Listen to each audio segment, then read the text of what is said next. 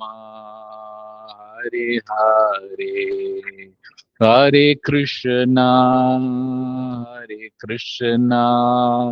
Krishna Krishna, Hare Hare, Hare Rama, Rama Rama, Hare Hare.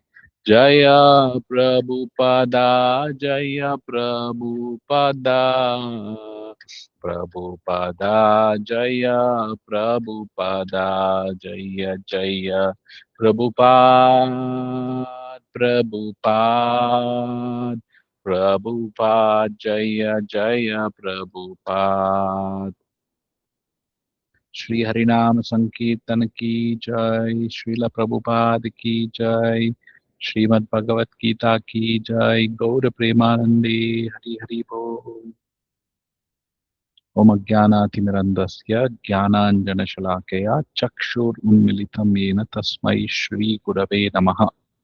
Nama Om Vishnupadaya Krishna Preshtaya Bhutale Srimate Bhaktivedanta Swamin Iti Namine. Namaste Saraswati Deve Gauravani Pracharine Nirvisesha Shunyavadi Paschatya Deshatarine. Sri Krishna Chaitanya Prabhu Nityananda Sri Advaita Gadadhara Srivasadi Gaura Bhakta Vrinda. Hare Krishna Krishna Krishna Hare Hare, Hare Rama Rama Rama Hare Hare. Mukam karoti vachalam Pangum Langayati Girim Yat Kripa Tammaham Vande Shri Gurun Dinatharinam Paramananda Madhavam Shri Chaitanya Ishwaram Hari Om Tat Sat. Hare Krishna. So, போன வாரம் நம்மெல்லாம் காலச்சக்கர பிரபுவோட சங்கம் கிடைச்சது. யாராவது பிரபுவோட போன வாரம் டிஸ்கஷன்ல இருந்து ஏதாவது சில குறிப்புகள் ஷேர் பண்ண முடியுமா?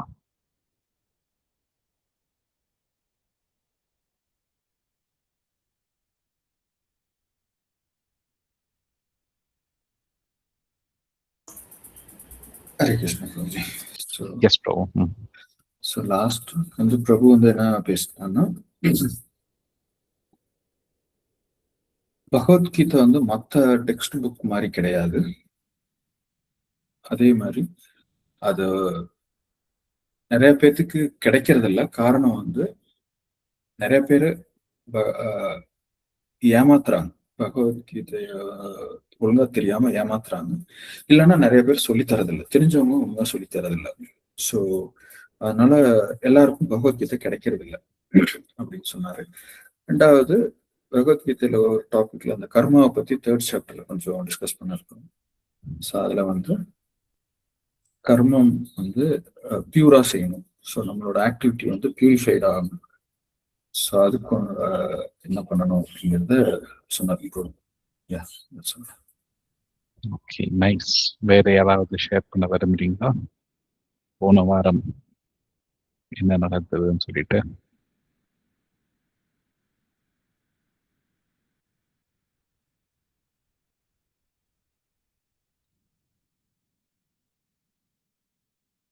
Okay, right, no problem. ஒரு பாயிண்ட் சொல்லுங்க. எங்க அப்பா வந்து லாஸ்ட் வீக் அதை கேட்டுட்டு எனக்கு வந்து மனசுல நிக்க மாட்டாங்க. ஸோ இப்போ நம்ம பேசுறோம், எல்லாமே பேசுறோம், ஓகே, கேட்கறப்ப நல்லா இருக்கு. ஆனா எனக்கு மனசுலயே நிக்க மாட்டேங்க. நான் உடனே வந்து இப்ப என்ன கேட்டீங்கன்னா இப்பதான் கேட்டிருப்பேன், அது கிரகிச்சிருப்பேன் நானு. பட் ஆனா என்னால அது என்ன கேட்டோம் அப்படிங்கிறது மறந்துடுது எனக்கு அப்படிங்கிற மாதிரி ஒரு விஷயம் சொன்னாங்க. It makes very sense for me. Yeah. Okay, sure. Right. All right. Okay. So அதுக்கு முந்தின வாரம் ஸ்ரீபதி சுரேஷா பிரபு அவர் வந்து பகவத்கீதையோட 1st சாப்டர் பத்தி ஆரம்பிச்சு வச்சாரு. ஸோ பகவத்கீதையில 18 அத்தியாயங்கள் இருக்கு. டோட்டலா 800 ஸ்லோகம் மேல இருக்கு. அத 18 அத்தியாயமா பிரிச்சிருக்காங்க. அந்த 18 அத்தியாயத்திலையும் பாத்தீங்கன்னா ஆச்சாரியர்கள்லாம் நிறைய செக்ஷன்ஸ் குரூப் பண்ணியிருக்காங்க. நம்ம செக்ஷன் பை செக்ஷன்லாம் போக முடியாது. 18 வாரம் 18 சாப்டர் அப்படின்னு சொல்லி எடுத்தாலே அது வந்து it is long discussion, right? 18 வாரம் போகும். ஸோ சி மேபி ஒவ்வொரு சாப்டரோட சம்மரி அந்த மாதிரி நம்ம கொடுக்கறதுக்கான முயற்சி செய்யலாம். பட் ஒரு வாரத்துல ஒரு சாப்டர் முடிக்கணும்னு அவசியம் இல்லை, நமக்கு டைம் இருக்கு. ஸோ அதனால தேவைப்பட்டால் அந்த ஒரு சாப்டரே 2 வாரம் இல்லை 3 வாரம் என்ன எடுத்துக்கலாம். ஸோ நம்ம வந்து இப்போ ஃபர்ஸ்ட் சாப்டரை பத்தி பார்த்தோம். ஸ்ரீபதி சுரேஷா பிரபு அதோட ஃபர்ஸ்ட் 10 ஸ்லோகம் டிஸ்கஸ் பண்ணாரு. ஸோ இந்த ஃபர்ஸ்ட் சாப்டரோட சம்மரியை இன்னைக்கு பார்க்கலாம் நம்ம. ஸோ பகவத்கீதை அப்படிங்கிறது பார்த்தீங்கன்னா பகவத் கீதை அப்படின்னு சொல்லி பிரிப்போம் நம்ம. பகவானோட கீதை, கீதைனா பாடல். ஸோ இது பகவானுடைய பாடல். இந்த பகவானுடைய பாடல் வந்து நமக்கு கேட்டிருப்பீங்க நீங்க. இதை வந்து குருக்ஷேத்திர யுத்தத்துக்கு மத்தியத்துல ஆரம்பிக்கிறதுக்கு முன்னாடி அர்ஜுனனுக்கு பகவான் சொன்ன உபதேசங்கள். அதுதான் இந்த பகவத்கீதை. ஸோ மகாபாரதத்துக்குள்ள யுத்த காண்டத்துல இது வந்து அடங்கும். பகவத்கீதை இந்த ஃபுல்லா வந்து மகாபாரதத்துக்குள்ள வருது. மகாபாரதம் அப்படிங்கிறது வந்து இதிகாசம். இதிகாசம்னு என்னன்னு பாத்தீங்கன்னா, நம்ம இப்போ லைவா சில காட்சிகள்லாம் பாக்குறோம்ல, அதே மாதிரி இன்சிடென்ட் நடந்துட்டு இருக்கும் போதே எழுதப்பட்டது இதிகாசம், ரைட்? ஸோ மகாபாரதம்ங்கிறது வந்து இதிகாசம். இன்சிடென்ட் நடந்துட்டு இருக்கு, அப்படியே நடக்க அதை வந்து குறிப்புகள் எடுத்து வந்ததுதான் இந்த இதிகாசம். மகாபாரதம் ராமாயணம் ரெண்டுமே இதிகாசம். புராணம் சொல்லி பாத்தீங்கன்னா அது வந்து நடந்து முடிஞ்சதுக்கு அப்புறம் அதை கொண்டு வந்தது ரெக்கார்ட்ல. ஸோ அது புராணம்னு சொல்லுவாங்க. ஸோ இதிகாசம் வந்து ரெக்கார்ட், அப்படியே லைவா ரெக்கார்ட் நடந்துட்டு இருக்கிறப்போ. ஸோ மகாபாரதம் அந்த மாதிரிதான். ஸோ கிருஷ்ணனுக்கும் அர்ஜுனனுக்கும் நடந்த சம்பாதத்தை சஞ்சயர் வந்து திருதராஷ்டிரத்துக்கு விஷன், அவருக்கு அவருக்கு வந்து ஸ்பெஷல் தர்ஷனம் கிடைச்சது. யுத்தத்துல நடக்கக்கூடிய எல்லாமே பார்க்க முடிஞ்சது அவர் மனசுலயே. லைவ் டெலிகாஸ்ட் மாதிரி, லைவ் டிவி எல்லாம் இல்லை அப்போ. பட் ஆனா அவர் ஹிருதயத்துல டைரக்டா வந்து வியாசதேவருடைய அருளால டைரக்டா அவர் ஹிருதயத்துல மனசுல அதை வந்து லைவா அப்படியே படம் பிடிச்சு காமிச்சாங்க பகவான். ஸோ அந்த லைவா சஞ்சயர் பார்த்ததை வந்து அரண்மனைக்குள்ளேயே உட்காந்து பார்த்ததை வந்து சஞ்சயர் வந்து திருதராஷ்டிரர் அவருக்கு ராஜாக்கு அதோட சம்மரி மாதிரி கொடுக்குறாங்க நடந்தது அப்படியே. இதெல்லாம் கிருஷ்ணர் சொன்னாரு, இதெல்லாம் அர்ஜுனர் கேள்வி கேட்டாங்க, இப்படி சம்பாதம் நடந்தது அப்படின்னு சொல்லி ரெக்கார்ட் ஆனதுதான் பகவத்கீதை. அதனால பகவத்கீதையோட ஃபர்ஸ்ட் சாப்டர்ல பாத்தீங்கன்னா யார் பேசினது அப்படின்னு சொல்லி கேட்டீங்கன்னா ஃபர்ஸ்ட் ஸ்லோகா வந்து திருதராஷ்டிரர் பேசினது. அந்த திருதராஷ்டிரர் வந்து கொஸ்டின் கேட்பாரு, இந்த மாதிரி 2 பேரும் வந்து யுத்தத்துக்கு வந்திருக்காங்களே குருக்ஷேத்திரத்துல, என்ன பண்றாங்க அங்க அப்படின்னு சொல்லி கேட்பாரு அவரு. அது ரொம்ப முக்கியமான வர்ஸ். ஏன்னா ஃபர்ஸ்ட் சாப்டர்ல நீங்க பாத்தீங்கன்னா இந்த திருதராஷ்டிரனுக்கும் சஞ்சயருக்கும் நடந்த சம்பாதத்துல திருதராஷ்டிரருக்கு ரொம்ப நம்பிக்கை அவங்க பசங்க மேல. அவங்க பசங்க வெல்லணும், பசங்க தான் ராஜ்யம் பண்ணணும் அப்படிங்கிற மிகப்பெரிய ஆசை.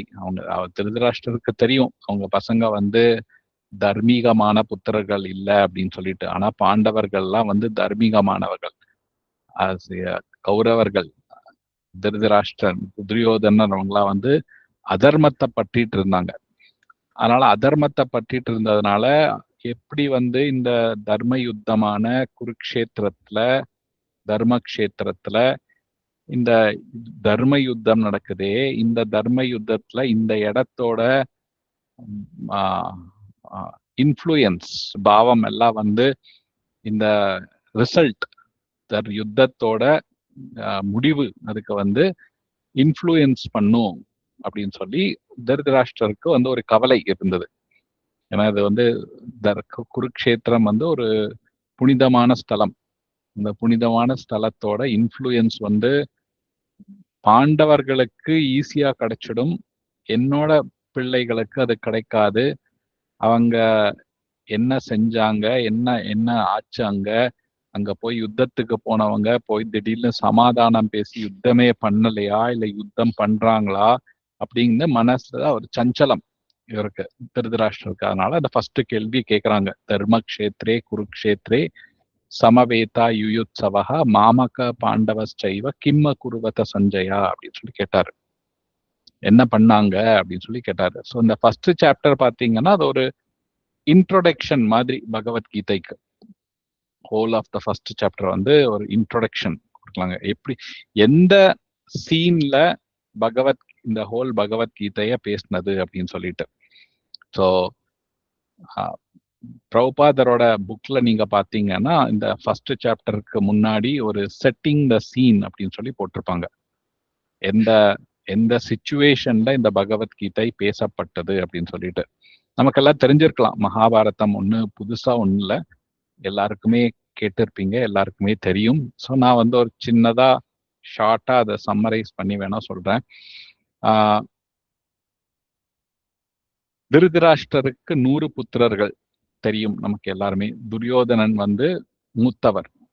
பாண்டவர்கள்ல வந்து யுதிஷ்டர் மூத்தவன். பஞ்ச பாண்டவர்கள் 5 பேரு. பஞ்ச பாண்டவர்கள் 5 பேரும் தேவர்களுடைய பிரசாதத்துல குந்திக்கு பிறந்தவங்க, குந்திக்கும் மாதுரைக்கும். சோ திருதராஷ்டிரர் பெரியவரா, வயசுல பெரியவரா இருந்தாலும் அவருக்கு வந்து கண்ணு தெரியாததுனால, குருடர் அப்படிங்கறதுனால அவருக்கு ராஜ்யம் கிடைக்கல. பாண்டுக்கு ராஜ்யம் கிடைச்சிருச்சு. நெக்ஸ்ட் பாண்டு வந்து 2வது புத்திரர். ஆனா பாண்டுக்கு பெருசா ராஜ்யம் பண்ணணும்னு ஒரு நாட்டம் இல்லை அவருக்கு. அவருக்கு ஏதோ கொஞ்சம் ராஜ்யம் பண்ணிட்டு அவர் மனைவிய 2 பேரையும் மாதரி குந்திய கூப்பிட்டுட்டு காட்டுக்கு போயிடுறாங்க. அந்த காட்டுல ஒரு ரிஷியினுடைய சாபத்தினால அவருக்கு வந்து பிள்ளைகளுக்காக சம்பந்தம் வச்சுக்கிட்டா அவங்க இறந்து போயிடுவாங்கன்னு சொல்லி ஒரு அவருக்கு ஒரு கர்ஸ், ஒரு சாபம் இருந்தது. ஸோ அதனாலதான் குந்தி மகாராணிக்கு வந்து ஒரு அது யாரு பூன் கொடுத்தாங்க, துர்வாச முனி வந்து ஒரு பூன் கொடுத்தாரு. என்னன்னா, குந்தி மகாராணி வந்து யார வேணும், எந்த தேவரை வேணும் நினைச்சுக்கிட்டு அவங்க மூலமா ஒரு பிள்ளைய வரமா பெற்றுக்கலாம் அப்படின்னு சொல்லிட்டு. அந்த வரத்தை அப்ப வந்து சின்ன வயசுலயே அவங்களுக்கு கிடைச்சதுனால துஷ்பிரயோகம் பண்ணி சூரிய பகவானை கூப்பிட்டு அதுல இருந்து அவங்க கிட்ட இருந்து பிறந்ததான் வந்து கர்ணன். ஸோ கர்ணனை அவர் கல்யாணத்துக்கு முன்னாடி அந்த மாதிரி பெற்றதுனால அவங்க வந்து வளர்க்கவும் முடியல, விடவும் முடியல, மனசே இல்லாம விட வேண்டியதா ஆயிடுச்சு குந்தி மகாராணி. ஆனா அதுக்கப்புறம் பிறந்தது வந்து யுதிஷ்டர், பீமர், அர்ஜுனர். 3 பேருமே வந்து குந்திக்கு பிறந்தவங்க. நக்குலர் சகதேவர் வந்து மாதரிக்கு பிறந்தவங்க, அஸ்வினி குமாரர்கள் மூலமா. ஸோ அவங்க வந்து அவங்க 2 பேரும் மாதரியோட குழந்தைகள். யுதிஷ்டர், பீமர், அர்ஜுனர் வந்து குந்தியோட குழந்தைகள். ஆனா 5 பேரும் ஒட்டுக்காதான் வளர்ந்தாங்க. பஞ்ச பாண்டவர்கள் எல்லாம் ஒட்டுக்காதான் இருப்பாங்க. 2 பேரும் பாண்டுவோட 5 புத்திரர்கள். ஸோ இவங்க யுதிஷ்டிரர் வந்து மூத்தவர் எல்லாத்துலயுமே. ஆனா அவருக்கு தான் ராஜ்யம் கிடைச்சிருக்கணும். பாண்டுவோட புத்திரர்னால அவருக்கு ராஜ்யத்துக்கான எல்லா தகுதியும் இருக்கு. ஆனா பாண்டு இறந்ததுக்கு அப்புறம் திருதராஷ்டிரர் வந்து ஒரு காலகட்டத்திற்கான ராஜாவா இருந்தாரு. அந்த யாருமே இல்லைங்கிறதுனால போய் ராஜாஸ்தானத்துல உட்கார்ந்தாரு. ஆனா அவர் ராஜா இல்ல, அவரு ஹஸ்தினாபுருக்கு ராஜா இல்ல. அவர் வந்து யாருமே இல்லாதனால அந்த கேப் ஃபில் பண்ணாரு. அவரை ராஜான்னு யாருமே ஏத்துக்கல, யாருமே ஒத்துக்கல. ஏன்னா அவர் கூடங்கிறதுனால. ஸோ ஜஸ்ட் ஃபில்லர் அவர் வந்து. ஸோ யுதிஷ்டரர் காட்டுல இருந்து வந்ததுக்கு அப்புறம் யுதிஷ்டருக்கு தான் அந்த ராஜ்யம் போகணும். That is the parampara. So அவருக்கு போயிருக்கணும். ஆனா வந்து திருதராஷ்டருக்கு கொடுக்க மனசு இல்லை. அது இது பண்ணி எல்லா ட்ரிக்ஸும் பண்ணி பார்த்தாரு. நடுவுல சக்குனி வேற. துரியோதனனுக்கும் வந்து இஷ்டம் இல்லை. பாண்டவர்கள் கண்டா அவருக்கு வெறுப்பு. ஸோ இதெல்லாம் நடந்து கடைசியில வந்து பாண்டவர்களை கொல்ல பார்த்தாங்க. பாண்டவர்கள் கிட்ட இருந்து எல்லாம் பறிச்சுட்டாங்க. பாண்டவர்கள்ல வந்து கடைசியில இந்த சூதாட்டத்துல கூப்பிட்டு சூதாட்டத்துல நயவஞ்சகமா எல்லாத்தையும் பிடுங்கிட்டாங்க. அவங்க பிடுங்கினதுக்கு அப்புறம் 14 வருஷம் வனவாசத்துக்கும் அனுப்பிச்சுட்டாங்க. போயிட்டு வனவாசம் முடிச்சு அவங்க திரும்பி வந்து எங்களோட ராஜ்யத்தை எங்களுக்கு கொடுங்கன்னு சொல்லி கேட்டாங்க. துரியோதனுக்கு கொடுக்கறதுக்கு எந்த விதமான விருப்பமும் இல்லை, எதுவுமே கொடுக்கல அவர். ஸோ அதுக்கப்புறம் வந்து எனக்கு ராஜ்யம் இல்லைனாலும் பரவாயில்ல, 5 கிராமத்தை கொடுங்கன்னு சொல்லி கேட்டாங்க. அதுக்கு துரியோதனன் வந்து கிராமம் இல்ல, ஒரு குண்டூசி வந்து நிலத்துல நட்டு வச்சா அது எவ்வளோ இடம் பிடிக்குமோ அந்த இடத்துக்கு கூட நான் உங்களை தரமாட்டேன்னு சொல்லி சொல்லிட்டாரு. ஸோ கிருஷ்ணரும் வந்து சமர்த்தனம் பேச வந்தாரு. அவர்கிட்டயும் ஒன்னும் சரி வரல, அவரையே கொல்ல பார்த்தாங்க. எல்லா விதத்திலையும் யுத்தம் வந்து தவிர்க்க முடியாம இருந்தது. அதுதான் சீன். ஸோ அந்த சீன்ல 2 பேரும் அசம்பிள் ஆகுறாங்க. பாண்டவர்கள் கூட சில ராஜாக்கள் வந்து சேர்ந்துட்டாங்க. துரியோதனன் கூட சில ராஜாக்கள் வந்து சேர்ந்துட்டாங்க. இந்த மாதிரி இந்த பூமியே ராஜாக்கள் எல்லாம் வந்து 2ஆ பிரிஞ்சு இவங்க பக்கம் கொஞ்சம் அவங்க பக்கம் கொஞ்சம் சேர்ந்துட்டாங்க. மொத்தம் 64 கோடி வீரர்கள் குருக்ஷேத்திரத்துல யுத்தம் பண்ணாங்கன்னு சொல்லி சொன்னாங்க. 64 கோடி. சரிங்களா? அதுல வந்து கடைசியா உயிரோட வெளியே வந்தவங்கிறது ஒரு 8 பேரோ 9 பேரோ மாத்திரம்தான். மீதி எல்லாரும் இறந்துட்டாங்க. யாருமே வந்து பாண்டவர்கள் சைட்லயும் சரி, திருதராஷ்டர் சைட்லயும் சரி, மீதி எல்லாரும் இறந்துட்டாங்க. ஒரு 5-10 பேர் அவ்வளவுதான் கடைசியா உயிர் தப்பினாங்க. அதுல பாண்டவர்கள் 5 பேர்.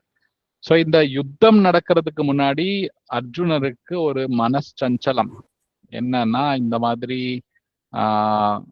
எப்படி நான் இவங்க கூட எல்லாம் யுத்தம் பண்றது, என்னோட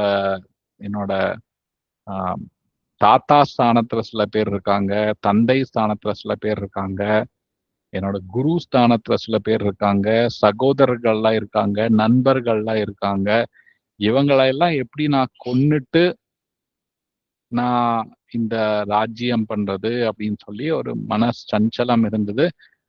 அதுதான் ஃபர்ஸ்ட் சாப்டரோட ஹோல் கண்டென்ட் பாத்தீங்கன்னா. செட்டிங் த சீன் அப்படின்னு சொல்லலாம். எந்த சீன் எப்படி செட் ஆகுது, ஹோல் சீன். ஸோ இந்த பகவத்கீதைய பாத்தீங்கன்னா நீங்க ஒவ்வொரு சாப்டருக்கும் ஒரு மகத்துவம் கொடுத்துருக்காங்க. கீதா மகாத்மியா அப்படிங்கிறதுல லக்ஷ்மி தேவியும் பகவான் விஷ்ணுவும் வந்து உரையாடல் பண்றாங்க. இந்த மாதிரி பகவத்கீதையோட மகிமைய பத்தி. அதுல பகவத்கீதையோட மகிமை பத்தி நிறைய கொடுத்திருக்காங்க. லக்ஷ்மி தேவிக்கு வந்து பகவான் விஷ்ணு சொல்றாரு, இந்த மாதிரி பகவத்கீதையை வந்து யார் ஒருவர் வந்து ஒரு நாளைக்கு ஒரு சாப்டர் இல்லைன்னா ஒரு ஸ்லோகம் இல்லைன்னா அரை ஸ்லோகம் இல்ல கால்வாசியான ஸ்லோகம் யார் ஒருத்தர் வந்து படிக்கிறாங்களோ அவங்களுக்கு பிறப்பு இறப்பு சக்கரத்திலிருந்து விடுபடுவாங்க அப்படின்னு சொல்லியிருக்காங்க பகவத்கீதையை படிக்கிறவங்க. ஸோ இதெல்லாம் இந்த பகவத்கீதையோட மகத்துவத்தை பத்தி, ஃபர்ஸ்ட் சாப்டரோட மகத்துவத்தை பத்தி பகவான் விஷ்ணு வந்து லக்ஷ்மி தேவிக்கு சொல்லும் போது அதுல ஒரு கதை சொல்றாங்க. என்ன கதைன்னா, ஒரு ஒரு பிராமண குலத்துல பிறந்த ஒரு ஒரு ஆளுடைய கதை. அவர் பேர் வந்து சுஷர்மா அப்படிங்கிற ஒரு பேரு. அந்த சுஷர்மா வந்து பிராமண குலத்துல பிறந்தாலும் அவர் வந்து ரொம்ப கீழ்த்தனமான காரியங்கள் செய்யறது, பாவ காரியங்கள் செய்யறது, ரொம்ப க்ரூயல் பேட் நடந்துகிட்டு இருந்தார் அவரு. இந்த சுஷர்மா அவரு எந்த விதமான நல்ல காரியமும் செய்யல, புண்ணிய காரியம் இல்ல ஆன்மீக செயல்கள் எதுவுமே செய்யல அவர், பிராமண குலத்துல பிறந்தாலும். ஸோ அவர் வந்து அப்படியே அந்த மாதிரி ஒரு அவர் தன்னுடைய வாழ்க்கைக்காக, லிவிங்காக வந்து இலைகளை பறிச்சு இலைகளை மார்க்கெட்ல விற்று அதுல இருந்து வரக்கூடிய காசுல வந்து அவர் உயிர் வாழ்ந்தாரு. மாமிசம் சாப்பிட்டு தண்ணி எல்லாம் மதுபானங்கள் எல்லாம் சாப்பிட்டு அவர் வந்து அவர் வாழ்க்கைய வந்து ரொம்ப தவறான பாதையில போயிட்டு இருந்தார் அவர் சுஷர்மா அவரு. இப்படியே போயிட்டு இருக்கும்போது ஒரு தடவை இந்த இலைய விற்கிறதுக்காக போய் இலைய பறிக்கிறதுக்கு போகும்போது ஒரு பாம்பு கடிச்சு அவர் வந்து அங்கேயே இறந்து போயிடுறாரு. ஸோ அவர் இறந்ததுக்கு அப்புறம் வந்து என்ன ஆகுது அப்படின்னா, நிறைய பாவ காரியங்கள் செஞ்சதுனால அவரை வந்து யமலோகத்துக்கு கூட்டிட்டு போய் அங்க யமலோகத்துல நிறைய சஃபரிங் பண்ணாரு. யமலோகத்துல அவங்கள சின்ஃபுல் லைஃப் பண்ணதுக்கோசம் அவங்க வந்து யமலோகத்துல நிறைய சஃபர் பண்ணாரு அவர் சுஷர்மா அவரு. சஃபர் பண்ணிட்டு நீண்ட காலம் அங்க இருந்துட்டு அவர் வந்து ஒரு ஒரு புல்லா வந்து புல்லா வந்து அவருக்கு வந்து பிறப்பு கிடைக்குது. புல்லுக்கு எருதுதான் சொல்லுவாங்க தமிழ்ல. கரெக்ட் தானே? எருதுதானமா? கரெக்ட். யா. ஸோ அந்த புல்ல வந்து எருத வந்து ஒரு ஒரு ஒரு பிஸ்னஸ் பர்சன் அவர் வந்து வாங்கிட்டு அந்த புல்ல வந்து நிறைய புல்லுக்கு மேல சாமான எல்லாம் லோடு எல்லாம் ஏற்றி அந்த புல்ல வந்து நிறைய வேலை வாங்குவார் அவரு. அவரும் வந்து அந்த பாவ காரியங்கள் புண்ணியம் எல்லாம் செய்யாம இருந்ததுக்கோசம், பாவம் எல்லாம் செஞ்சதுக்கோசம் கஷ்டம் வந்து நிறைய இருந்தது அந்த புல் வாழ்க்கையிலையும் அவருக்கு. ஸோ அப்படியே ஒரு நாளைக்கு போகும்போது அவர் ரொம்ப லோடு ஏற்றி போனதுனால அவர் வந்து புல் அவர் வந்து தாங்க முடியாம அங்கேயே கொலாப்ஸ் ஆகி விழுந்துட்டார். பாதி வழியில கொலாப்ஸ் ஆகி விழுந்துட்டு அங்கேயே அவர் வந்து உயிரையும் தியாகம் விட்டுறார் புல் சுஷர்மா. ஸோ அந்த புல்லு வந்து எல்லாரும் வந்து புல்லு இறந்துருச்சே அப்படின்னு சொல்லி நிறைய பேர் பார்க்க வராங்க. அந்த பார்க்க வந்ததுல ஒரு சில பேருக்கு வந்து கருணையோட அவங்க வந்து நான் என்னோட புண்ணியத்தோட ஒரு பாகத்தை வந்து இந்த புல்லு கொடுக்குறேன் அப்படின்னு சொல்லி எல்லாருமே அவங்களோட கொஞ்சம் பேர் அவங்களோட புண்ணியம் அவங்க தானமா பண்ணாங்க இந்த புல்லுக்கு. அங்க வந்த ஒரு ப்ராஸ்டிடியூட் விபச்சாரி. அந்த விபச்சாரி வந்து அவங்க வந்து நான் என்ன புண்ணியம் பண்ணேன்னு எனக்கு தெரியல, எனக்கு தெரிஞ்ச ஒன்றும் புண்ணியமே நான் பண்ணல, இருந்தாலும் ஏதோ பண்ணியிருந்தேன் அப்படின்னா அந்த புண்ணியம் வந்து இந்த எருதுக்கு போய் சேரட்டும் அப்படின்னு சொல்லி அவங்களோட புண்ணியத்தை தானமா கொடுத்தாங்க. ஸோ இந்த சுஷர்மா வந்து புல்லா இருந்ததுக்கு அப்புறம் அவர் வந்து இறந்ததுக்கு அப்புறம் அவரு திரும்பியும் நரகலோகத்துக்கு போறாங்க யமராஜர் முன்னாடி. அங்க வந்து யமராஜர் சொல்றாங்க, நீ வந்து உன்னோட பாவத்துல இருந்து எல்லாத்தையும் விடுபட்டுட்ட, இந்த விபச்சாரி வந்து உங்களுக்கு இது புண்ணியம் எல்லாம் உங்களுக்கு கொடுத்ததுனால நீங்க வந்து உங்க பாவத்துல இருந்து விடுதலை அடைஞ்சிட்டீங்க, நீங்க இனி திரும்பியும் ஒரு ஹை கிளாஸ் பிராமணரா பிறக்கலாம் அப்படின்னு சொல்லி திரும்பியும் அடுத்த ஜென்மத்துல ஒரு பிராமணனா பிறந்தாரு. ஆனா அந்த ஜென்மத்துல ஒரு பூர்வ ஜென்மம் எல்லாம் ஞாபகம் இருந்தது. ஸோ நான் புல்லா எருதா பிறந்தேன், அங்கிருந்து இந்த விபச்சாரி அவங்க வந்து தானமா கொடுத்தாங்க புண்ணியம் எல்லாம் அப்படின்னு சொல்லி அவங்களுக்கு ஞாபகம் இருந்தது. அதனால நேரா அவர் போய் அந்த விபச்சாரிய தேடிக்கிட்டு போனாங்க. அவங்க என்ன பண்ணாங்க அவங்க தானத்தினாலதான் நான் வந்து எனக்கு மோட்சம் பாப்ப விமோச்சனம் கிடைச்சு இந்த நிலைமைக்கு வந்திருக்கேன். அவங்க என்ன பண்ணாங்கன்னு எனக்கு தெரிஞ்சுக்கணும் அப்படின்னு சொல்லிட்டு அந்த ஆர்வத்துல அந்த ப்ராஸ்டிடியூட்டை தேடிட்டு போய் அவங்கள கண்டுபிடிச்சிடுறாங்க. ஸோ ப்ராஸ்டிடியூட் கிட்ட கேட்கும் போது அவங்க சொன்னாங்க, நான் எனக்கு தெரிஞ்சு ஒண்ணுமே பண்ணலையே, ஆனா நான் ஒரு கிளிய வச்சிருக்கேன். அந்த கிளி வந்து ஏதோ ஸ்லோகம் சொல்லிட்டே இருக்கும் டெய்லியும். அந்த ஸ்லோகத்தை நான் கேட்பேன். அது கூட சேர்ந்து நானும் அப்பப்போ அந்த ஸ்லோகத்தை நான் சொல்லுவேன். நான் அந்த கிளிக்கு அந்த ஸ்லோகம்லாம் சொல்லி தரல அப்படின்னு சொல்லி சொன்னாங்க. சரி, 2 பேரும் போய் அந்த கிளி கிட்ட கேட்டாங்க, இந்த மாதிரி நீ என்ன ஸ்லோகம் சொல்ற, எங்க இருந்து கத்துக்கிட்ட அப்படின்னு சொல்லி கேட்கும்போது கிளி வந்து சொல்லிச்சு, இந்த மாதிரி என்னோட அப்பா அம்மா வந்து கூட நான் இருந்தேன். அதுக்கப்புறம் என்னோட அப்பா அம்மா இறந்துட்டாங்க. ஒரு ரிஷி வந்து என்ன ஒரு கேஜ்ல போட்டு அவங்களோட ஆசிரமத்துக்கு கொண்டு போயிட்டாங்க. அங்க இருந்த பசங்கள்லாம் வந்து டெய்லியும் பகவத்கீதையோட முதல் அத்தியாயத்தை வந்து ரிசைட் பண்ணுவாங்க. அதை நான் டெய்லியும் கேட்பேன். அவங்க கூட சேர்ந்து நானும் ரிசைட் பண்ணுவேன். அது எனக்கு அப்படியே மனப்பாடமாச்சு. அதைத்தான் நான் சொல்லிட்டு இருக்கேன். இந்த கிளிய வந்து ஒரு திருடர் வந்து அந்த ரிஷியோட ஆசிரமத்துல இருந்து திருடி கொண்டு வந்து இந்த ப்ராஸ்டிடியூட்டுக்கு வித்துடுறாங்க. ஸோ அந்த கிளி வந்து அதை ரிப்பீட் பண்ணும், அந்த பகவத்கீதா சாப்டர் 1 அந்த ஆசிரமத்துல கத்துக்கிட்டத. ஸோ அந்த சாப்டர் அந்த கிளி ரிசைட் பண்ணும், அதை ப்ராஸ்டிடியூட் கேட்டு அந்த ப்ராஸ்டிடியூட் அந்த புண்ணியத்தை வந்து சுஷர்மா எருதுக்கு கொடுத்து, அதனால சுஷர்மா வந்துக்கு திரும்பியும் ஒரு நல்ல பிறவி கிடைச்சது. ஸோ இதெல்லாம் தெரிஞ்சுக்கிட்டதுக்கு அப்புறம் 3 பேரும் பேரட்டு, சுஷர்மா, இந்த ப்ராஸ்டிடியூட் 3 பேரும் டெய்லியும் பகவத்கீதா ஃபர்ஸ்ட் சாப்டரை படிச்சு அவங்க வந்து வைகுண்ட லோகத்துக்கு திரும்பி போனாங்க அப்படின்னு சொல்லி கீதா மகாத்மியா சொல்றாங்க. So first chapter of Gita Mahatmya. So இந்த பகவத்கீதையினுடைய ஃபர்ஸ்ட் சாப்டரை யாரெல்லாம் வந்து டெய்லியும் படிக்கிறாங்களோ அவங்க வந்து இந்த பிறப்பு இறப்பு சக்கரத்திலிருந்து விடுபட்டு ஆன்மீக லோகத்துக்கு போய் அடைவாங்க அப்படின்னு சொல்லி பகவான் விஷ்ணு வந்து லக்ஷ்மி தேவி கிட்ட சொல்றாங்க. இதுதான் வந்து இந்த ஃபர்ஸ்ட் சாப்டரோடைய மகாத்மியம். ஸோ இந்த ஃபர்ஸ்ட் சாப்டர்ல நீங்க பாத்தீங்கன்னா மெயினா வந்து அர்ஜுனன் உடைய கன்ஃபியூஷன் சொல்றாங்க. ஃபர்ஸ்ட் 10 ஸ்லோகாஸ் நீங்க போன வாரம் பார்த்திருப்பீங்க. அதுல நிறைய சில எப்படி துரியோதனன் வந்து பொலிட்டிக்கலா டீல் பண்ணாரு, ரொம்ப டிப்ளமேட்டிக்கா டீல் பண்ணாரு, அரசியல்வாதி மாதிரி. அதுக்கப்புறம் பகவத்கீதை ஃபர்ஸ்ட் சாப்டர்ல நிறைய ஹிண்ட்ஸ் கிளீனா கொடுத்துருப்பாங்க. இந்த மாதிரி இந்த இந்த யுத்தத்தோட முடிவு என்னன்னா பாண்டவர்களுடைய வெற்றி, துரியோதனனுடைய மரணம். அதை பத்தி நிறைய கொடுத்துருப்பாங்க, ஹிண்ட்ஸ் நிறைய இடத்துல கொடுத்துருப்பாங்க.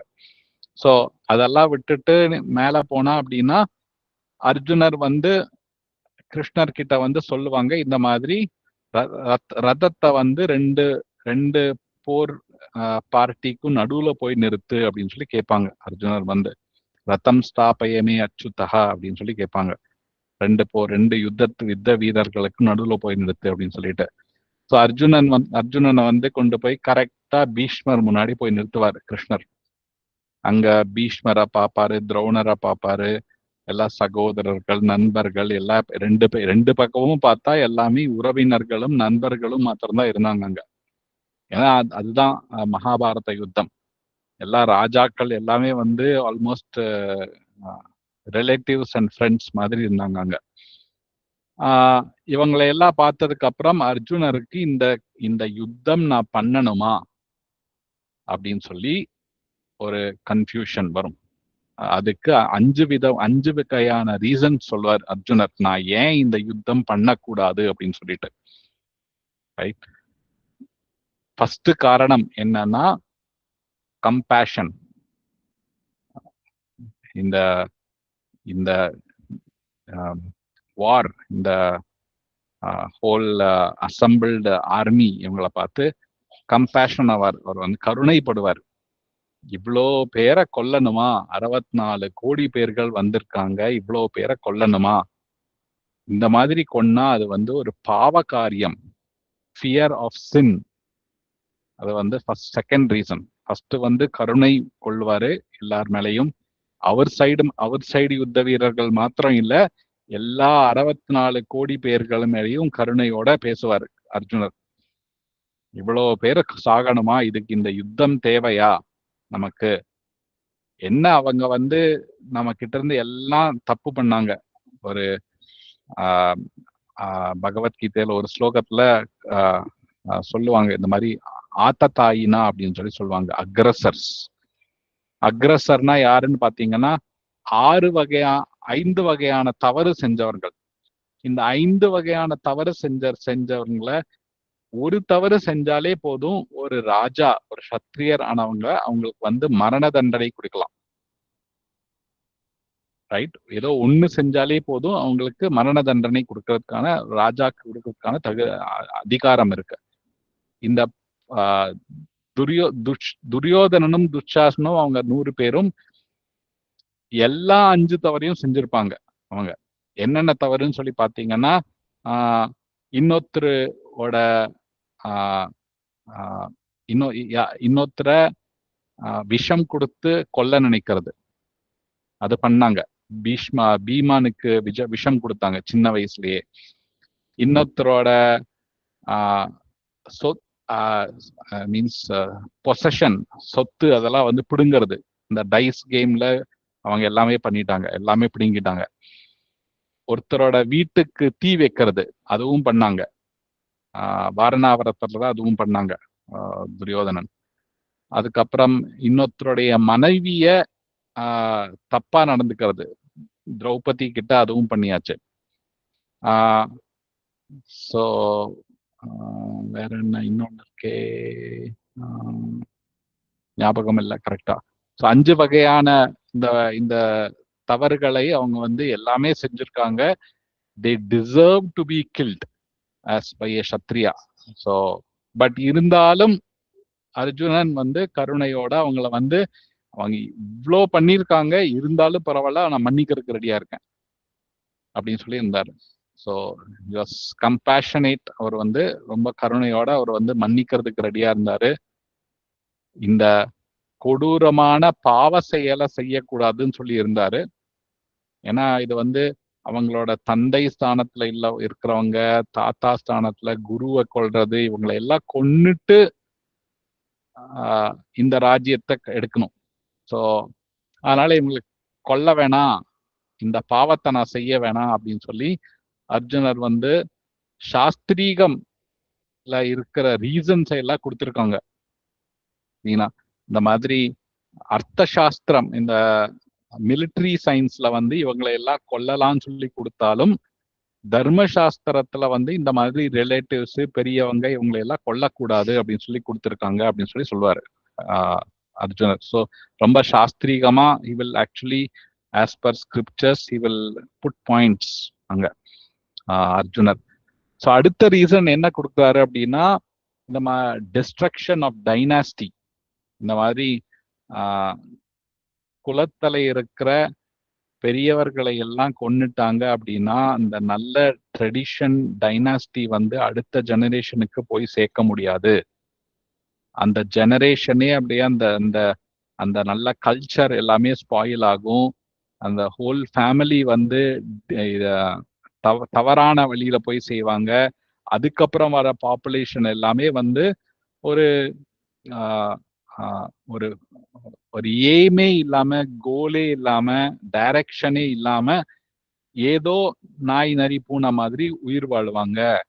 இதெல்லாம் தேவையா? இந்த ஹோல் டெஸ்ட்ரக்ஷன் ஆஃப் டைனாஸ்டியே ஆகுது அப்படின்னு சொல்லி சொல்லுவாரு. குத்தஸ்துவா கஷ்மலமிதம் விஷமே சமுபஷ்டிதம். அது இல்ல, இன்னும் நல்ல வர்ஸ் வருமே அதுல. மாதாஜி 1.39 எடுங்க மாதாஜி. 39 36 நல்ல வர்ஸ் வரும்.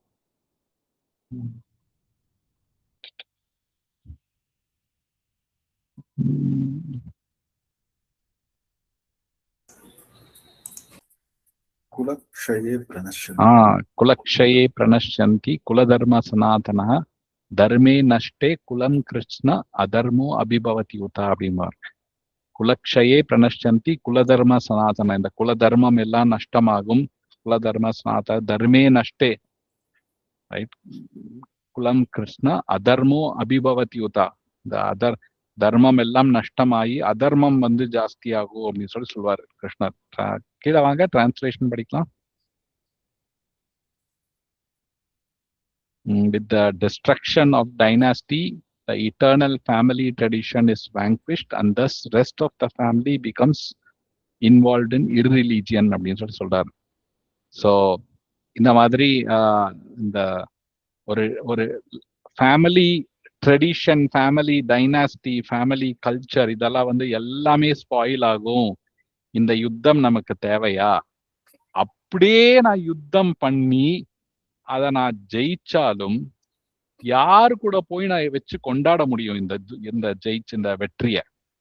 ஜென்ரலா நமக்கு ஏதாவது வெற்றி கிடைச்சது, ஏதாவது சந்தோஷமான விஷயம் அப்படின்னா போய் ஃபேமிலி மெம்பர்ஸ் கிட்ட எல்லாம் பகிர்ந்துக்கிறோம், ஃப்ரெண்ட்ஸ் கிட்ட எல்லாம் பகிர்ந்துக்குவோம், பகிர்ந்து ஷேர் பண்ணி அதை வந்து என்ஜாய் பண்ணுவோம். இப்போ அர்ஜுனனுக்கு என்ன கவலை அப்படின்னா, இந்த ராஜ்யத்தையே நான் ஜெயிச்சாலும் அத போய் ஷேர் பண்றதுக்கு கூட என்னோட சொந்தக்காரங்க யாருமே இருக்க மாட்டாங்க, எல்லாருமே இறந்து போயிடுவாங்க இந்த யுத்தத்துல. அந்த மாதிரி ஒரு யுத்தம் தேவையா அப்படின்னு சொல்லி ஒரு கடைசியா ஒரு கன்ஃபியூஸ்ட் ஸ்டேட்ல வந்து அவரோட காண்டிவாத்தை கீழே வச்சிருவார். ஃபர்ஸ்ட் சாப்டரோட கடைசி ஸ்லோகத்துல பாத்தீங்கன்னா அவரோட காண்டிவத்தை கீழே வச்சிருவார். இதுக்கு முன்னாடி வந்து அவர் வந்து ஒரு சபதம் எடுத்திருக்காரு, யார் வந்து என்னோட காண்டிவத்தை கீழே வீன்னு சொல்றாங்களோ அவங்கள நான் கொன்னுருவேன் அப்படின்னு சொல்லிட்டு. இவரு யுதிஷ்ட மகாராஜ் ஒரு தடவை வந்து தவறா அந்த மாதிரி சொல்லிடுவார். என்னன்னா, நீ ஏதோ ஒரு காரணத்துக்காக அவர் வந்து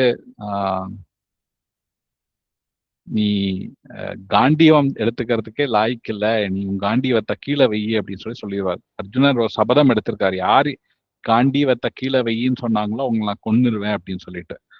ஸோ யுதிஷ்டர் வந்து ஒரு தடவை சொல்லிடுவார்.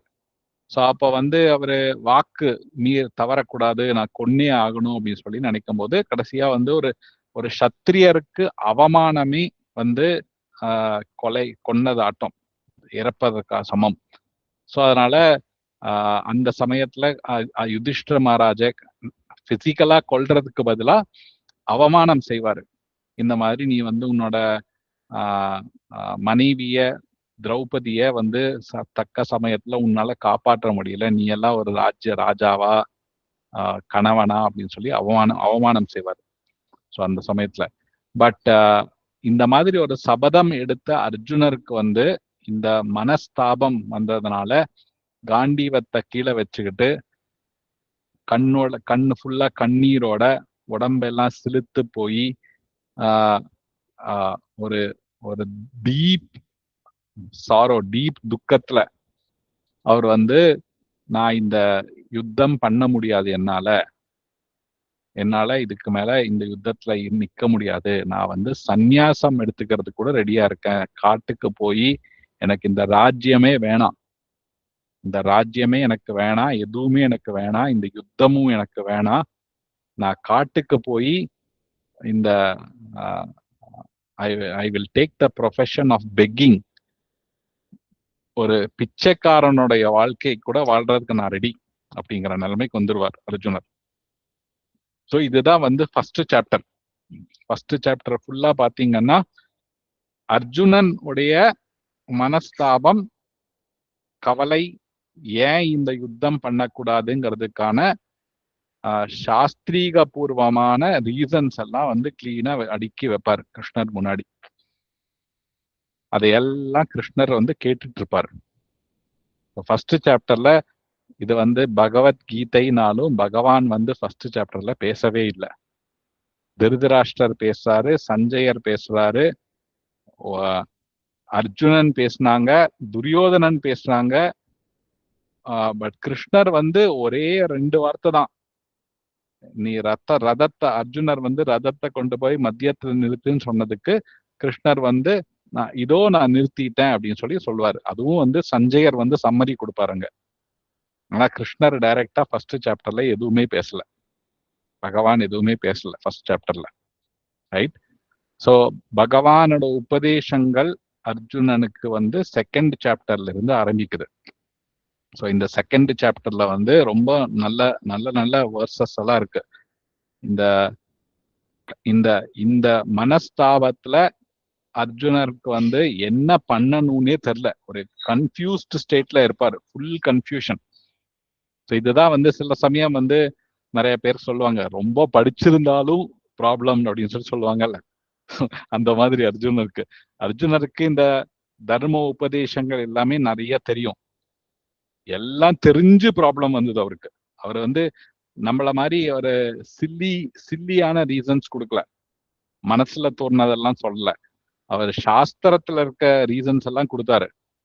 இந்த தர்மம் இப்படி சொல்லுது, அந்த தர்மம் இப்படி சொல்லுதுன்னு சொல்லி எல்லாமே கனெக்ட் பண்ணி பார்த்து கிளீனா ப்ரெசென்ட் பண்ணுவாரு. பட் எல்லாமே ப்ரெசென்ட் பண்ணாலும் அவருக்கு வந்து இந்த சிச்சுவேஷன்ல என்ன டிசிஷன் எடுக்கணும், என்ன என்ன நான் ரொம்ப கன்ஃபியூஸ்டா இருப்பாரு கடைசியில.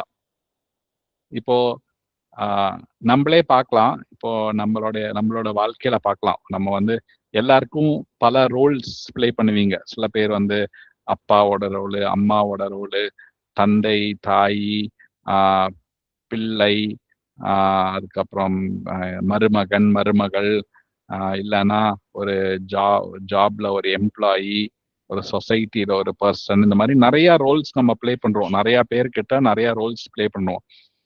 ஒவ்வொரு ரோல்லையும் ஒவ்வொரு டியூட்டி இருக்கும், நமக்கு தர்மம் இருக்கும். நமக்கு அந்த தர்மத்தை காப்பாற்றுறதுக்கு பார்ப்போம். ஃபார் எக்ஸாம்பிள், ஒரு பிள்ளையா நம்ம வந்து தந்தை தாய்க்கு போய் ஹெல்ப் பண்ணணும், சப்போர்ட் பண்ணணும், சர்வ் பண்ணணும்னு இருக்கும். அதே சமயம் நமக்குன்னு ஒரு குடும்பம் இருக்கும், அங்கேயும் வந்து சில ரோல்ஸ் எல்லாம் இருக்கும், ரெஸ்பான்சிபிலிட்டிஸ் இருக்கும். அதே சமயம் வேலைக்கு போனா அங்கேயும் ஒரு ரெஸ்பான்சிபிலிட்டி இருக்கும், ஒரு சொசைட்டிக்கு ஒரு ரெஸ்பான்சிபிலிட்டி இருக்கும், கண்ட்ரி சிட்டிசனா ஒரு ரெஸ்பான்சிபிலிட்டி இருக்கும். சில சமயம் பாத்தீங்கன்னா இந்த ரெஸ்பான்சிபிலிட்டி எல்லாம் வந்து ஒரே சமயத்துல வந்து கிளாஷ் ஆகிற மாதிரி இருக்கும். இந்த சிச்சுவேஷன்ல இவங்களுக்கும் போய் சேவை செய்யணும், நானு அவங்களுக்கும் போய் இது செய்யணும், எது செய்யறது, எதுக்கு ப்ரையாரிட்டி கொடுக்கறது அப்படி சொல்லி ரொம்ப கன்ஃபியூஷன் ஆகும். அப்படியே அந்த கன்ஃபியூஷன் தான் அர்ஜுனனுக்கும் நடந்தது. எல்லா தர்மமும் தெரிஞ்சிருக்கு அவருக்கு, பட் என்ன பண்ணணும் இப்ப நான்? he was not able to take a decision which is good for him, which is best in this time. அதை வந்து அவரால் அந்த டிசிஷன் எடுக்க முடியல.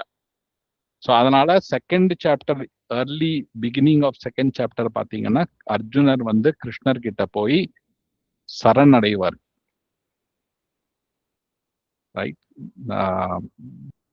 அது என்ன ஸ்லோகம்?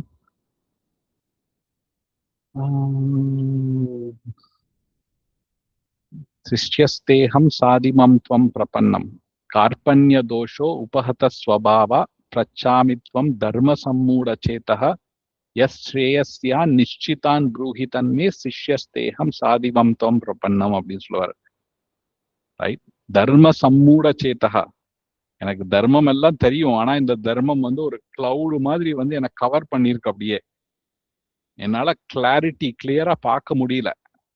எப்படி கிளவுடி டே அன்னைக்கு சூரியனை பார்க்க முடியாம இருக்கோ, இருள் அப்படியே நம்ம சூழ்ந்திருக்கும், அந்த மாதிரி, ரைட்? தேங்க்ஸ் மாதாஜி. ஸோ இருள் சூழ்ந்திருக்கிற மாதிரி ஒரு கிளவுடி, ஒரு தர்ம சம்மூடா, ஒரு பெரிய கன்ஃபியூஸ்டு ஸ்டேட். தர்மத்துல கன்ஃபியூஷன், இது கரெக்டா, இது பண்றதா, அது பண்றதா அப்படின்னு சொல்லிட்டு. ஸோ ஒரு ஒரு கஷ்டமான ஸ்டேட்ல வந்து உட்காந்துருப்பாரு. நமக்கும் நம்ம நிறைய பேருக்கு வந்து இந்த மாதிரி அனுபவம் ஏற்பட்டிருக்கலாம். இந்த மாதிரி சில சிச்சுவேஷன்ல நான் இது பண்ணணுமா, என்ன பண்ணணும், நான் ரொம்ப கன்ஃபியூஷனா இருக்கு அப்படின்னு சொல்லிட்டு அந்த மாதிரி சிச்சுவேஷன்ல அர்ஜுனர் இருந்தார். ஸோ அதனாலதான் ஆச்சாரியர்களை இந்த ஸ்லோகத்துக்கு ரொம்ப நிறைய கமெண்ட்ரி பண்ணியிருக்காங்க. ஏன்னா இந்த மாதிரியான கன்ஃபியூஸ்டு ஸ்டேட் எல்லாருக்குமே வரும். பெர்ப்ளெக்சிட்டி இன் லைஃப் அப்படின்னு சொல்லிட்டு, கன்ஃபியூஷன், இந்த இக்கட்டான சூழ்நிலை எல்லாருக்குமே வரும். அந்த சமயத்துல நம்மளுடைய நாலேஜ், நம்மளுடைய அறிவு, ஞானம் எல்லாம் வந்து சில சமயம் நம்மளால அது வந்து நமக்கு கை கொடுக்காது. ஸோ அப்போ வந்து ஒரு கிளாரிட்டி கிடைக்காது. அதனாலதான் வந்து அர்ஜுனர் இங்க சொல்லுவாரு, எஸ் ஸ்ரேயஸ்யா நிச்சிதான் ப்ரூஹி தன்மை அப்படின்னு சொல்லிட்டு, எனக்கு எனக்கு நிச்சயமாக நிச்சயமா சொல்லுங்க, which is best for me, Shreyas. what is best for me, which is for sure it is best for me, என்ன பண்ணணும் நான் அப்படின்னு சொல்லி அர்ஜுனர் வந்து கிருஷ்ணர் கிட்ட போய் கேட்பாரு. சும்மா சாதாரணமாலா கேட்கல. ஏன்னா அதுக்கு முன்னாடியும் கிருஷ்ணர் வந்து பேசியிருக்காரு. இந்த மாதிரி அர்ஜுனரும் கிருஷ்ணரும் வந்து ஒரு மாதிரி ஃப்ரெண்ட்ஸ் ஆட்டம், நண்பர்கள். ஸோ அதனால ஃப்ரெண்ட்ஸுக்குள்ள இந்த மாதிரி அட்வைஸ் எல்லாம் பண்றதுங்கிறது கொஞ்சம் கஷ்டம். ஏன்னா 2 பேரும் ஒரே லெவல்ல இருக்காங்க. அவங்களுக்கு வந்து இது பண்றது தப்பு, இது பண்ணு அப்படின்னு சொல்லி சொல்றது கொஞ்சம் கஷ்டம். சஜஷன்ஸ் வேணா கொடுக்கலாம், ஃப்ரெண்ட்ஸ்குள்ள ஒரு ஒப்பீனியன் கொடுக்கலாம், பட் இன்ஸ்ட்ரக்ஷன் கொடுக்க முடியாது. ஸோ அந்த ஒரே லெவல்ல இருக்கிறதுனால கிருஷ்ணர் வந்து இன்ஸ்ட்ரக்ஷன் கொடுக்காம இருந்தாரு. பட் இங்க என்ன ஆச்சுன்னா, இந்த ஸ்லோகத்துல அர்ஜுனன் வந்து he took a lower position. சிஷ்யஸ்தேகம் சாதிமம் துவம் பிரபன்னம் அப்படின்னு சொல்லி சொல்றாரு. நான் என்ன உங்களோட சிஷ்யனா எடுத்துக்கோங்க, ஒரு குரு ஸ்தானத்துக்கு நீங்க வந்து எனக்கு ஒரு கிளாரிட்டி கொடுங்க, என்ன பண்ணணும் நான் இந்த சிச்சுவேஷன்ல அப்படின்னு சொல்லி கேட்டதுக்கு அப்புறம் தான் வந்து கிருஷ்ணர் பகவத்கீதையை பேச ஆரம்பிச்சார். ஸோ இந்த இதுதான் ஒரு டேர்னிங் பாயிண்ட். இந்த beginning of second chapter 7th sloka நம்ம பார்த்தது. ஸோ அங்க அது ஒரு டேர்னிங் பாயிண்ட். அதுக்கப்புறம் 2வது அத்தியாயம் 10வது ஸ்லோகத்துல இருந்து கிருஷ்ணர் வந்து பேச அமைப்பார் இந்த பகவத்கீதைய. ஸோ அதுதான் வந்து main crux of Bhagavad Gita, essence அங்க வருது பகவத்கீதையில. ஸோ ஃபர்ஸ்ட் சாப்டர்ல அர்ஜுனர் வந்து இந்த மாதிரி நான் யுத்தம் பண்ண மாட்டேன், நான் காட்டுக்கு போறேன், சந்நியாசம் எடுத்துக்கிறேன் அப்படின்னு சொல்லி சொல்லுவாரு. அதையெல்லாம் ஸ்டாப் பண்ணி இந்த சந்நியாசம் எல்லாம் எடுக்கக்கூடாது, நீ இருக்கிற இடத்துல இருந்து யுத்தம் செய்யின்னு சொல்றதுக்கு தான் இந்த பகவத்கீதையே பேசினது. ஸோ நிறைய பேர் இந்த பகவத்கீதையில அஹிம்சையை பத்தி இப்போ சொல்லியிருக்காங்கன்னு சொல்லி சொல்லுவாங்க. இந்த அஹிம்சை பத்தி சொல்லணும் அப்படின்னு சொன்னா அர்ஜுனர் வந்து நான் அஹிம்சை தான் பண்ண போறேன், காட்டுக்கு போறேன்னு சொல்லி சொன்னாரு. நீ காட்டுக்கெல்லாம் போக கூடாது, நீ யுத்தம் பண்ணணும்னு சொன்னதுதான் பகவத்கீதையே. It is to motivate Arjuna to fight, it is not to renounce, right? நிறைய பேர் பகவத்கீதையை படிச்சா நான் ரினவுன்ஸ் ஆயிடுவேன், சந்நியாசம் வாங்கிடுவேன், காட்டுக்கு போயிடுவேன், ஹிமாலயாஸுக்கு போயிடுவேன் அப்படின்னு சொல்லி நினைப்பாங்க. பட் இந்த ஹோல் பகவத்கீதை பேசினதே அதெல்லாம் அந்த மாதிரியான தவறு செய்யக்கூடாதுங்கிறதுக்கு தான். So it is not meant for renunciation, right? Bhagavad Gita is not promoting renunciation. It is இது வந்து ஹோல் பகவத்கீதை நீங்க ஃபுல்லா பாத்தீங்கன்னா it will give a clear direction and orientation for life. இந்த மனித வாழ்க்கையை நம்ம கிடைச்சிருக்கு, இந்த மனித வாழ்க்கையில நம்ம என்ன பண்ணணும் அப்படிங்கிற ஒரு டைரக்ஷன் கொடுக்கறதும், life's direction, not living direction. லைஃபுக்கும் லிவிங்குக்கும் வித்தியாசம் இருக்கு. லிவிங்க்கு ஒருத்தர் வந்து படிப்பாங்க, நல்ல காலேஜ் போவாங்க, நல்ல சம்பாதிப்பாங்க, நல்ல வேலைக்கு போவாங்க, அதெல்லாம் வந்து லிவிங்க்கு. நல்ல சாப்பாடு கிடைக்கிறதுக்கு, நல்ல வசதியான வீடு, நல்ல காரு, இதெல்லாம் வந்து லிவிங். லைஃப் இருக்கு. நான் என்னோட வாழ்க்கையில என்ன என்ன எந்த என்ன கோல், டெஸ்டினேஷன் போகணும் அப்படிங்கிறது வந்து லைஃப். அந்த லைஃப்காக பகவத்கீதை பேசப்பட்டது. So it is to give an orientation, one direction. நாய், பூனை, கழுதை, எருமை மாதிரி நம்ம வந்து நானும் பறந்தேன், நானும் இருந்தேன், நானும் சாப்பிட்டேன், நானும் குழந்தைகளை பெற்றுக்கிட்டேன், நானும் இது பண்ணேன் அது பண்ணேன்னு சொல்லி இல்லாம என்னோட வாழ்க்கையில என்ன அச்சீவ் பண்ண அப்படிங்கிறதுக்காக இந்த ஹோல் பகவத்கீதை பேசப்பட்டது. It is to give some direction to life basically. So அதுதான் ஹோல் பகவத்கீதை. ஸோ 18 அத்தியாயங்கள் இருக்கு. மேபி ஒவ்வொரு வாரம் ஒரு அத்தியாயமோட சம்மரி மாதிரி வேணா பார்க்கலாம் நம்ம. So that will give some, அது வந்து ஒரு நல்ல ஓவர்வியூ மாதிரி கிடைக்கும் உங்களுக்கு, பகவத்கீதையோடைய ஓவர்வியூ மாதிரி. ஸோ 2வது அத்தியாயத்திலிருந்து கிருஷ்ணருடைய உபதேசங்கள் எல்லாம் ஆரம்பிக்கும் அங்க. அதுதான் வந்து main. So first chapter is like a introduction, முன்னுரை மாதிரி. இரண்டாவது சாப்டர்ல இருந்து தான் மெயின் உபதேசங்கள் எல்லாம் ஆரம்பிக்குது. ஸோ அது அடுத்த வாரத்துல இருந்து நம்ம பார்க்கலாம். சரிங்களா? யாருக்காவது ஏதோ கேள்விகள் இருக்கா? ஏதோ ஷேர் பண்ண விரும்புறீங்களா?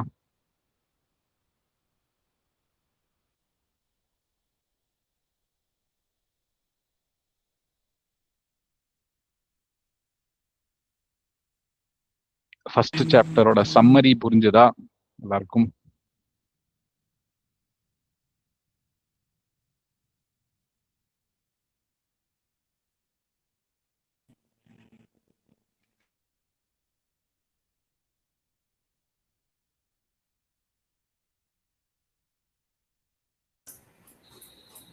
எனக்கு ஒரு கேள்வி இருக்கு. சொல்லுங்க ப்ரோ. பகவத்கீதை நம்ம கேட்டு நம்ம கிரகஸ்த வாழ்க்கையில will get some direction. So அப்போ வந்து ஏன் வந்து ரெனன்சியேஷன் எடுக்கிறாங்க? What make them a decision? எந்த சூழ்நிலையில ஒரு ஒரு பிரம்மச்சாரி நான் வந்து சன்னியாச வாழ்க்கையில ரெனன்சியேஷன் எடுத்துக்கிறேன் அப்படின்னு டிசைட் பண்றது வந்து ஹிஸ் ஓன் டெசிஷன். அது எப்படி நம்ம புரிஞ்சுக்கிறது?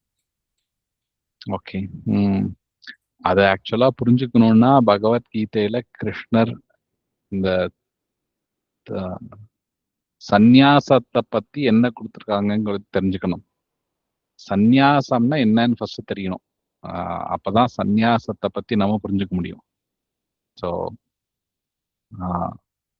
கிருஷ்ணர் வந்து பகவத்கீதையில ரெனவுன்சியேஷனை என்கரேஜே பண்ணல.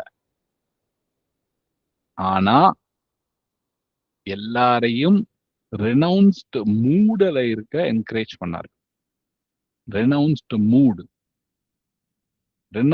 மூட் அப்படின்னா என்னன்னு தெரிஞ்சுக்கணும். மெயினா ரெனவுன்ஸ்டு மூட் அப்படின்னா ஆச்சாரியர்கள்லாம் சொல்றாங்க, ஒரு பக்தர் அப்படின்னா எப்படி இருப்பாருன்னா, என்கிட்ட ஏதோ இருந்ததுன்னா நான் அதை ரெனவுன்ஸ் பண்ணுவேன். என்கிட்ட எதுவுமே இல்லைன்னா ஏன் நான் ரெனவுன்ஸ் பண்றதுக்கு என்கிட்ட என்ன இருக்கு? ஒண்ணுமே இல்லை என்கிட்ட. இப்போ ஃபார் எக்ஸாம்பிள்,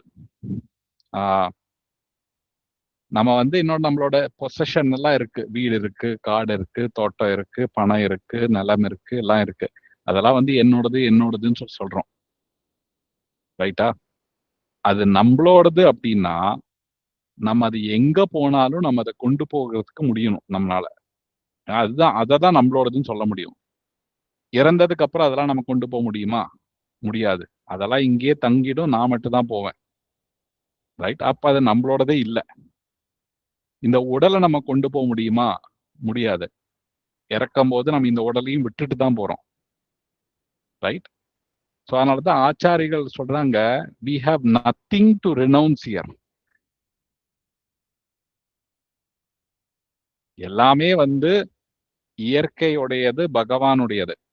அதை நம்ம வந்து இப்ப யூஸ் பண்ணிட்டு இருக்கோம். பகவானுடைய பொருட்களை வந்து நம்ம எல்லாருமே யூஸ் பண்ணிட்டு இருக்கோம்.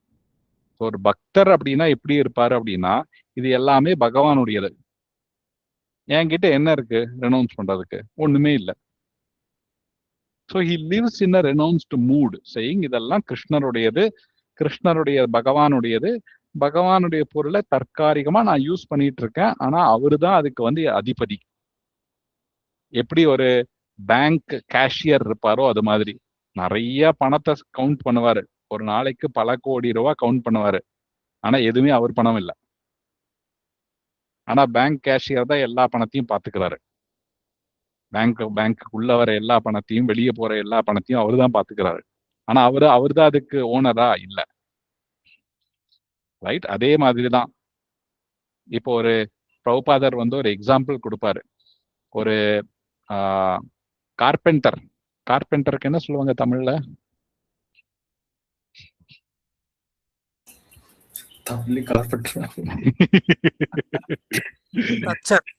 தச்சரா? ஓகே. இந்த தச்சர் வந்து ஒரு நல்ல இது செய்யறாரு. இப்ப நீங்க போய் நீங்களே உங்க வீட்டுக்கு வந்து ஒரு ஏதாவது பண்ணணும், ஒரு நல்ல அலமாரி பண்ணணும், இல்ல ஒரு நல்ல பூஜா இது மண்டபம் பண்ணணும் அப்படின்னு சொல்லி ஏதோ பண்றீங்கன்னு வச்சுக்கலாம். அதை வந்து நீங்க தச்சருக்கு வந்து அவருக்கு தேவையான பொருட்கள் எல்லாம் காசு கொடுத்து வாங்கி தரீங்க, இல்ல காசு கொடுத்துட்டீங்களா, அவர் வாங்கிக்கிறாரு. அதெல்லாம் பண்ணி ஒரு 10 நாளோ 50 நாளோ ஏதோ பண்ணி நிறைய வேலை செஞ்சு ஹார்ட் ஒர்க் பண்ணி அவர் வந்து அந்த அந்த இதை செய்யறாரு. செஞ்சு முடிச்சதுக்கு அப்புறம் அது வந்து அது என்னோடதுன்னு அவரால் சொல்ல முடியுமா? He cannot claim it. It belongs to the owner who asked to do that, right? So அந்த மாதிரி தான் நம்மளோடது. ஸோ இந்த பௌதீக உலகத்துல நம்ம வந்து நிறைய வேலைகள் எல்லாம் செய்யறோம். ஆனா செஞ்சு முடிச்சதுக்கு அப்புறம் we cannot still claim saying it is mine. It belongs to the Lord. It belongs to this material nature, and material nature belongs to the Lord. So இதை புரிஞ்சுக்கிட்ட ஒரு பக்தருக்கு வந்து ரெனவுன்ஸ் பண்றதுக்குன்னு ஒண்ணுமே இல்லை. He will use everything in this world in a renounced mood. எல்லாமே பகவானுடையது, நான் வந்து பகவானுடைய அம்சம், நான் வந்து இதெல்லாம் யூஸ் பண்ணிக்கலாம். as a son or a daughter of the Lord, I have the rights to use it. நான் இதை யூஸ் பண்ணுவேன், ஆனா இதெல்லாம் பகவானுடையது. அவருக்கு முதல்ல அர்ப்பணம் செய்வேன். எதா இருந்தாலும் அர்ப்பணம் செஞ்சு அவருக்கு கொடுக்கிற பிரசாதத்தை நான் எடுத்து நானும் கன்சியூம் பண்ணிப்பேன், நானும் யூஸ் பண்ணிப்பேன். So he lives a very devoted life with full of gratitude to the Lord. எல்லாமே பகவான் தான் எனக்கு கொடுக்கிறாரு, எல்லாமே பகவானுடையது, எல்லாமே பகவானுடைய சேவையில நான் ஈடுபடுத்துவேன், பகவானோட திருப்திக்காக நான் ஈடுபடுத்துவேன்னு சொல்லிட்டு he lives a very renounced mood, right? ஒரு லட்சாதிபதியா கரோர்பதியா பெரிய அரண்மனையில வேணா இருக்கலாம், ஆனா he lives in a renounced mood. அதத்தான் வந்து கிருஷ்ணர் பகவத்கீதையில சொல்லித்தரார். கிருஷ்ணர் வந்து சந்நியாசம் எடுக்கன்னு சொல்லவே இல்லை, right? But he encourages everybody to be in a renounced mood because nothing belongs to them. Use everything in the service of the Lord for the pleasure of the Lord, but still live in a renounced mood. இந்த உடல் என்னுடையது இல்லை, பகவான் கொடுக்கப்பட்டது. என்னுடைய மனம் என்னோடது இல்லை, பகவான் கொடுக்கப்பட்டது. எனக்கு எல்லாமே பகவான் எனக்கு கொடுத்திருக்காங்க. இந்த இந்த இந்த ஹோல் பொசஷன் என்னுடைய பொசஷன் எல்லாம், என்கிட்ட இருக்கிறது எல்லாம், என்னுடைய குடும்பம், என்னுடைய தேகம் எல்லாமே வந்து எனக்கு கொடுக்கப்பட்டது. இதை நான் வந்து பகவானுடைய சேவையில ஈடுபடுத்திட்டு அவர் வந்து he lives a renounced mood, right? Real renunciation is not துறக்கிறது வந்து renunciation-ஏ இல்லை, right? Possessing everything and still being in a renounced mood is very important. அதுதான் வந்து கிருஷ்ணர் என்கரேஜ் பண்றார் பகவத்கீதையில. So it's a whole science. We will learn it over this journey. Beautiful. Thank you so much. வேற ஏதாவது share பண்றீங்களா, பகிர்ந்துக்கிறீங்களா கேள்விகள்?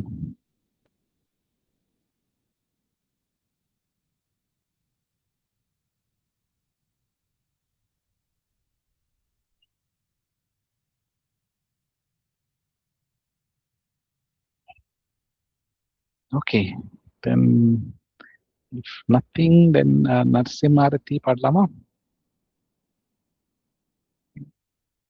Namaste Narasimhaya Prahaladaladaine Hiranyakashipurvakshaha Shilatankanakalaye Itho Narasimha Parato Narasimha Yatu Yami Tato Narasimha Bahir Narasimha हृदये नरसिंहमदिं